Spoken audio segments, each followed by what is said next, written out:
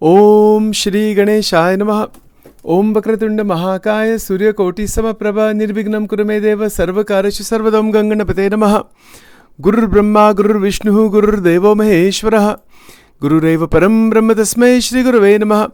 Sarva Mangala Mangalle Shive Sarvartha Sadike Sharanitrambake Gauri Narayani Namostute.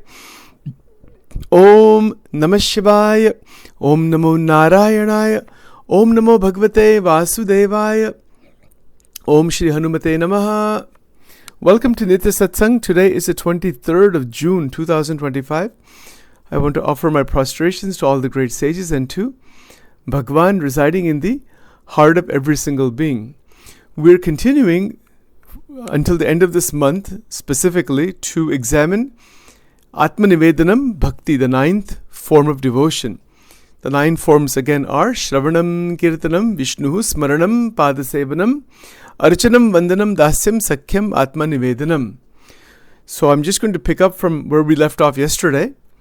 We were talking about Carl Jung's conception. Carl Jung was a great psychologist, and he talked about something called transcendent function, the integrative capacity of the mind, of the psyche, to reconcile conscious and unconscious elements into a new unity. So what is this new unity? Meaning that our rejuvenation of the energies and the functions of the antakarana, the psyche, it begins to happen because the ego, the ahankar, surrenders its monopoly on identity. It is given over to Bhagavan. The ahankar is given over to at the feet of God. So the identity still remains, Sachin still remains as is, but the monopoly over the identity through the vasanas and through the different kinds of ego-driven activity, that dissipates. And that allows for the emergence of a deeper self, right? So when we are in that state of extraordinary samarpan, in Gujarati we would say samarpan, or we would say nivedanam. Ātma-Nivedanam is extraordinary connection with Paramatma, where the ahankar has surrendered its monopoly on identity. Monopoly means it has total purview over the identity, the ahankar. And that is what is turned over towards Paramatma. So this is a process that is conscious. It's a conscious process. The totality of conscious and unconscious processes are given over to God. So this is what is meant by connecting with the sacred, S-A-C-R-E-D. Sacred means in relation to divyata, divinity. And then, in that state, a person then reaches a state of Jivan Mukti. Now, there's going to be some questions here. The standard question would be, how does one surrender this ego? How is that even done? What is the process of actually giving this ahankar towards Bhagavan? That is why there are so many rituals. In the Sanatan Dharma, the rishis realized thousands and thousands of years ago that human mind needs rituals. It needs some physical way to eventually turn the subtle ahankar back to God, to dissolve it. Now, how do you do this? And this is why there are so many countless numbers of karmakand or rituals that are performed. And I'm just going to go through some of them because that's what the 9 forms of bhakti really are. But just to kind of expand on some of the things we've talked about already, that the importance of regular ritual brings the mind in alignment with the turning over process of the ahankar towards Paramatma. So, for example, let's look at several examples of rituals.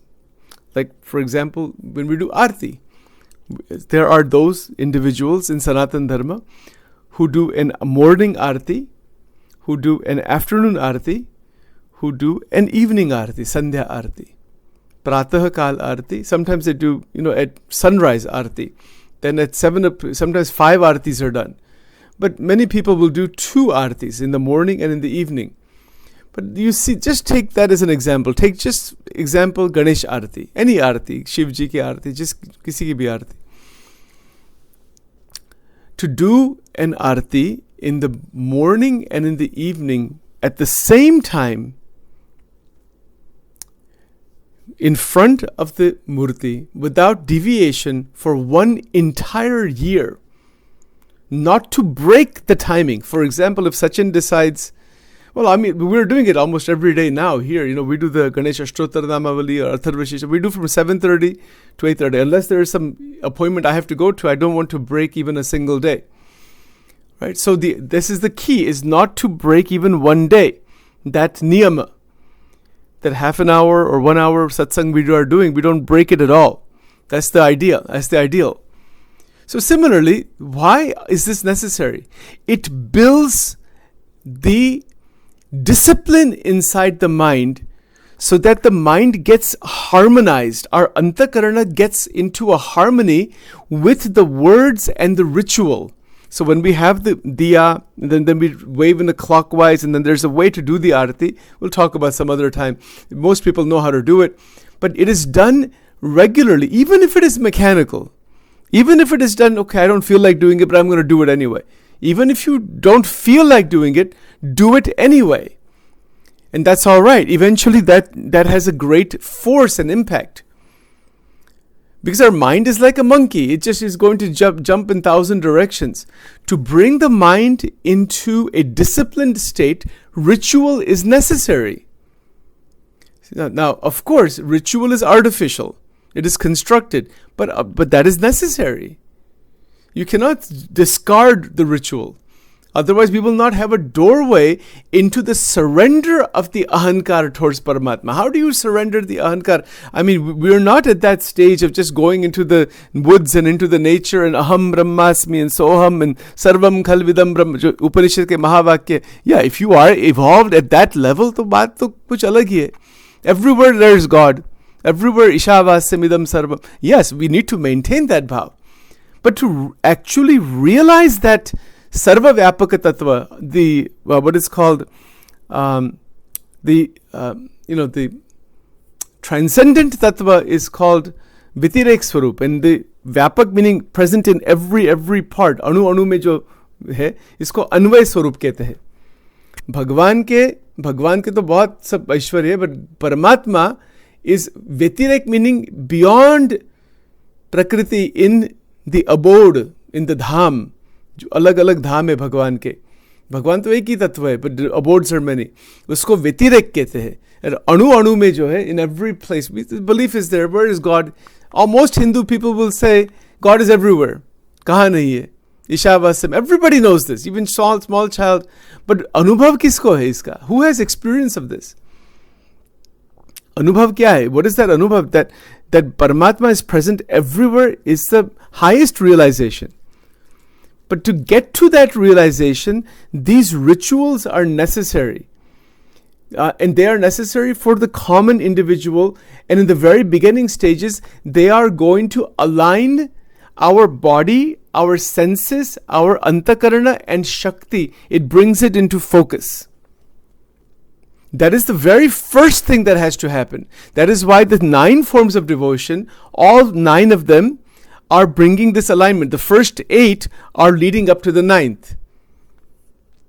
Right? So, to do real, genuine practice, one has to ignore the disturbance of the mind. To say, okay, I'm going to wake up, literally like waking up at the same time every day. 4:30 in the morning, 5 o'clock in the morning, waking up before sunrise. Start doing that. If you're not doing that, start doing that. In the beginning, it'll be a little bit difficult. But you'll see the benefit. You can wake up, those who are, if you want to reach extraordinary heights, wake up between 4 and 4:30 in the morning every day for 1 year. You will reach extraordinary heights in life. Definitely. But do not break. The whole Shakti, entire energy system changes from inside out. Why? Because we are wasting tremendous amount of energy by the dreaming process, by dreaming too much. We're not fully awake, we're not fully sleepy, our body is moving there, whole mind is getting scrambled like a scrambled egg. Scrambled ho jata hai sab. Wake up before sunrise. Take a shower, put the tilak on, put kumkum on, put clean clothes on, and Bhagwan ke aage baithna, Gayatri mantra karna, offer the argyam. You have a small copper pot, fill it with water, face east, to go outside if you can, or in your balcony, and Om Bhur Bhuvasvaha Tatsaviturvarenyam Bhargo Devasya Dhimahi Dhiyo Yonah Prachodayat, and do that 5 times or 11 times or 21 times Gayatri mantra.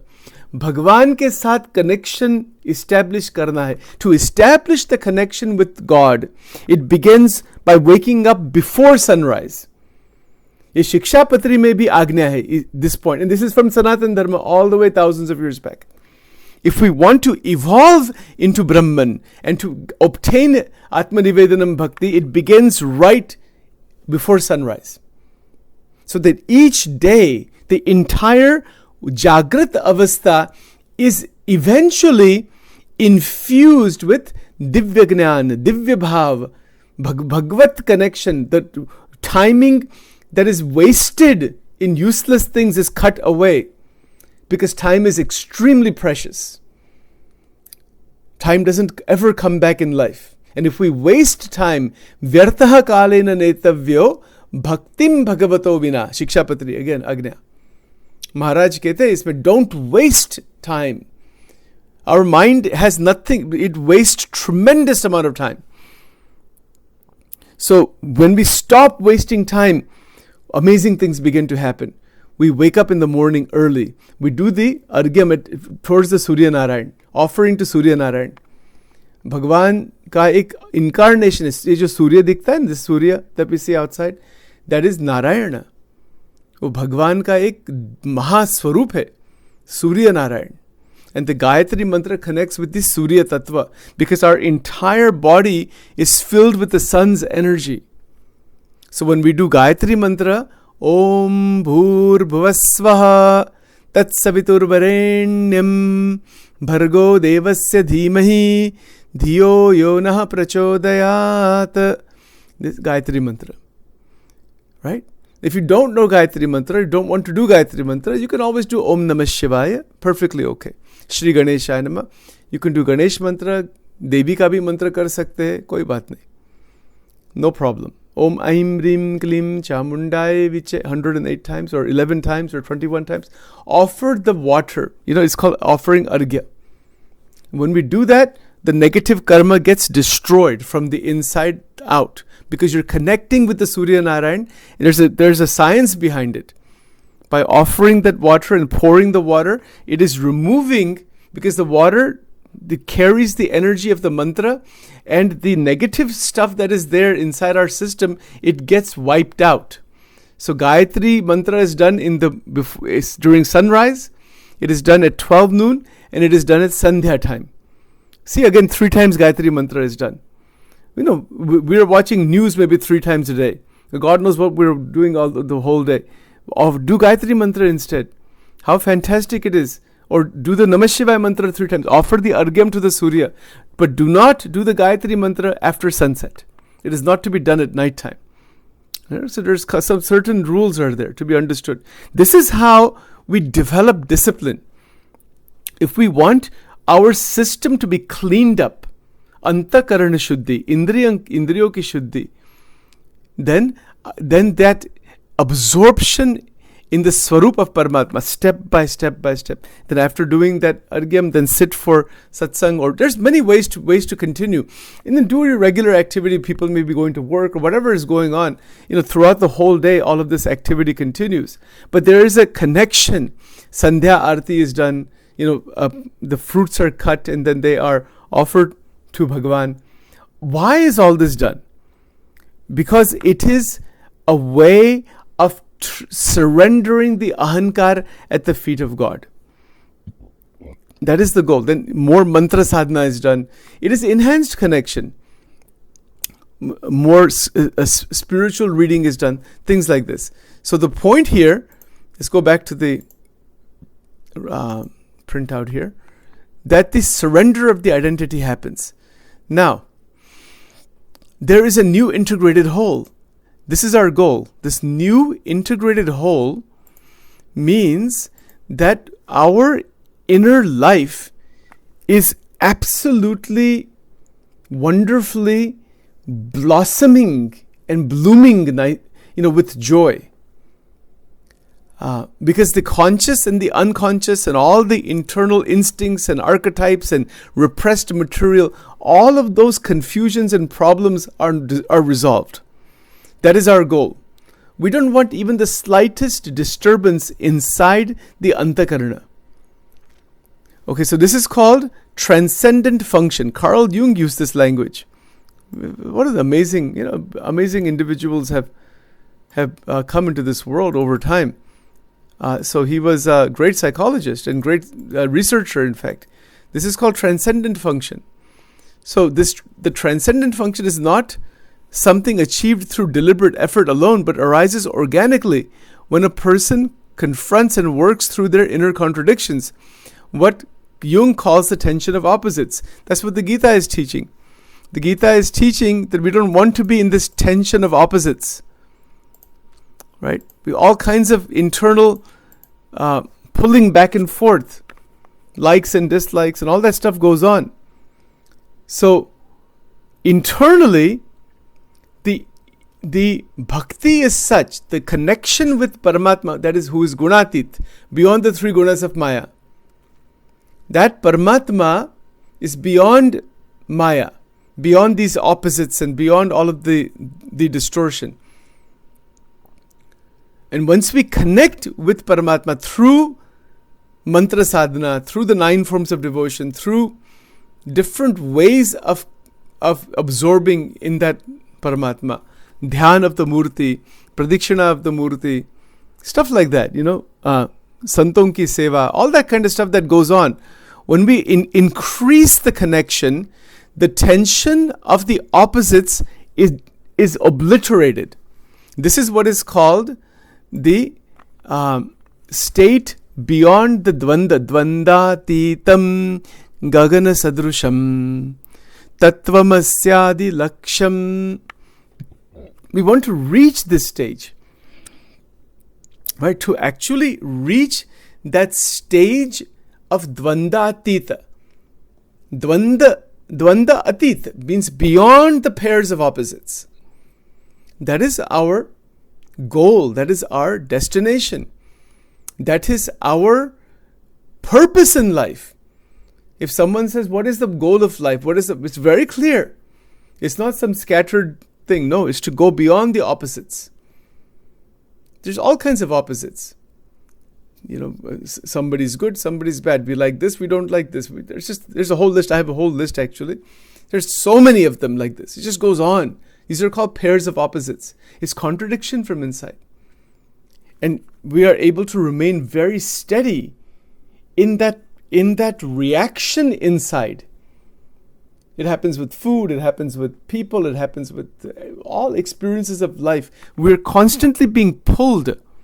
The currents of raga and dvesha, likes and dislikes, and mera and tera. This is all because of the ahankar.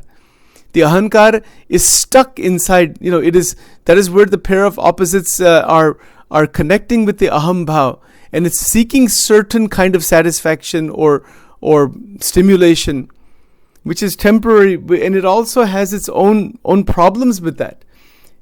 So the point here, the transcendent function, transcendent means one is rising above. But that rising above is where these 9 aspects of devotion, 9 steps of devotion, they are the bridge to that transcendent function. It is a bridge. It is internally we are going to develop. The only person that has to develop is oneself. You don't have to worry about others. We serve others. We develop from inside. You have to be concerned about destroying the psychological disease that is caused by the inner enemies. Kam, Krodh, Lobh, Moha, Matsarya, Ahankar, these are the internal, this is the internal sickness. Most of humanity is sick actually because of the Shadripu, the 6 enemies from inside.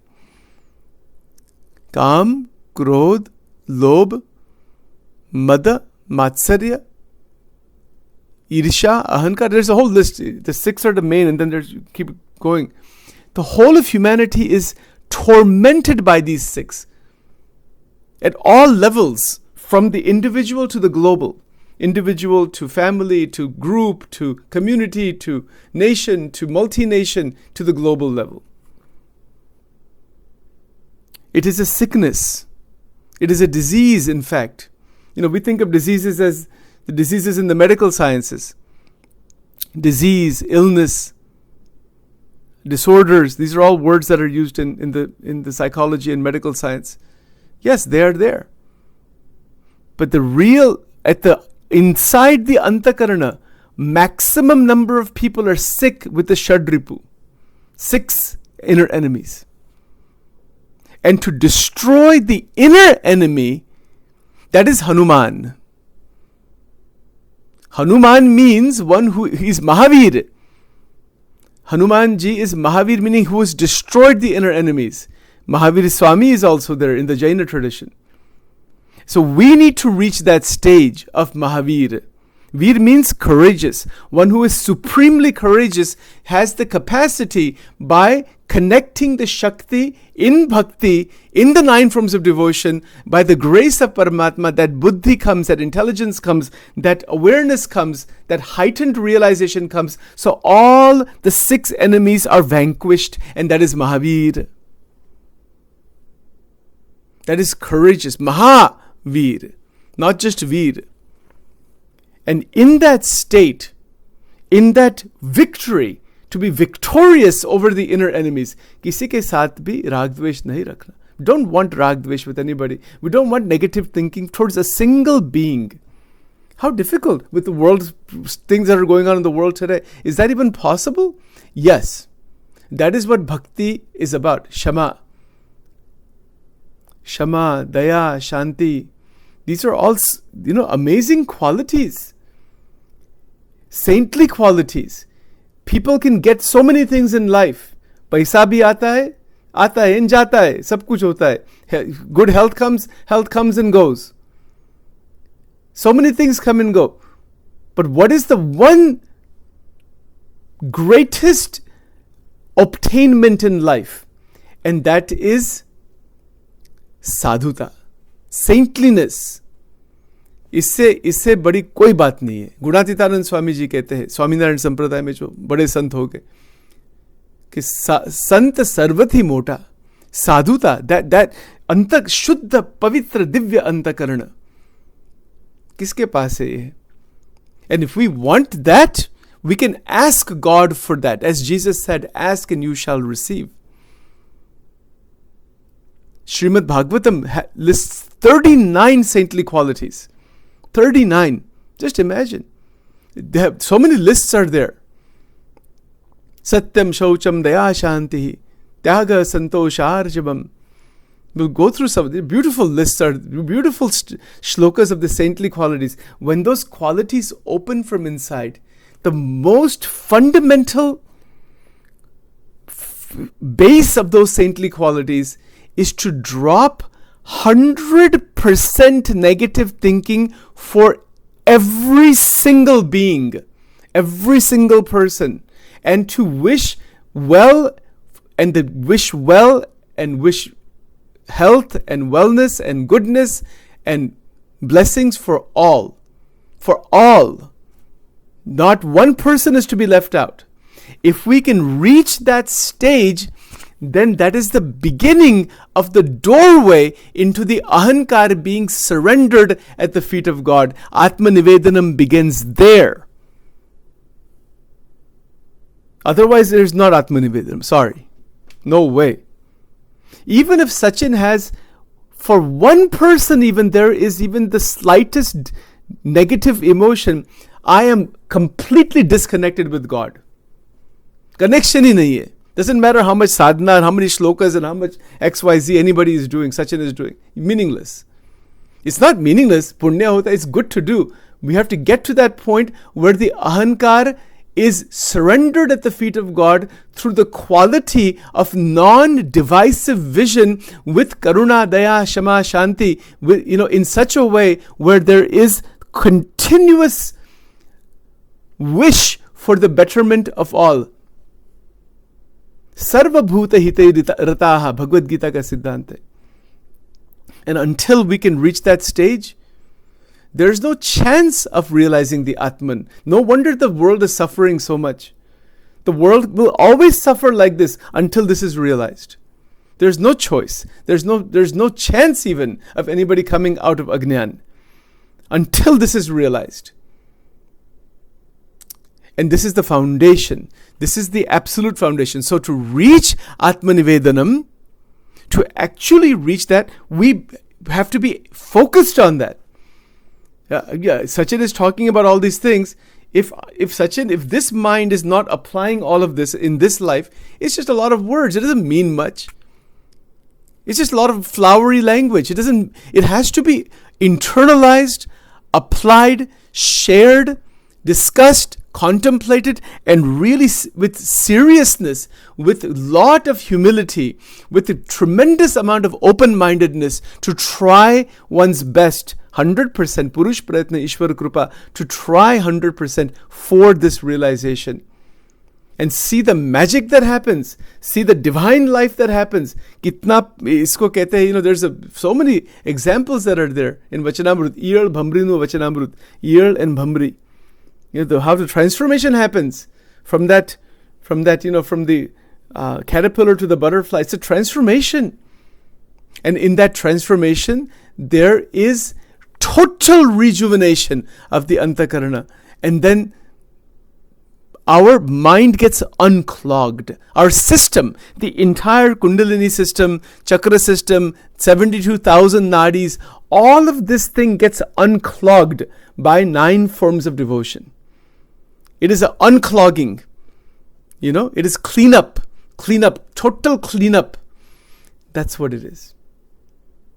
And it is one day at a time, 1 hour at a time. And as we continue, you will see 1 month at a time, 1 day at a time. Just those who are attending satsang every day, you see where you are now compared to where you were 6 months ago, 1 year ago, 2 years ago. There is a beautiful statement in Gujarati. I'll close with this. I've heard it many times. Many gurus would talk about this, that Surya Chandra farta na dekha hai, vatta na dekha hai, vel, em harijana hari ko bhajta na dekha hai, ashya ka khel. It just means we don't detect the movement of the sun and the moon. But every second it is moving. The earth is moving. The plants are growing. Vel it is called. We don't recognize it so slowly. Similarly, our transformation, we don't realize it is happening, but it is happening. In the bhakti process, in that entire transformation will continue this way. Harijana hari ko bhajta na dekha hai, asharya ka khel. Asharya meaning the asharya is that when the jivatma reaches the Brahman, you would never realize even, my God, how this luminosity has come. You see, so divya jivan ban jata hai. So these are the ideas with regards to Ātma-Nivedanam. Lots of fantastic other points are there. We're going to cover this, and then we will definitely go into Prem Lakshana Bhakti next month. So with that, let's stop here for now.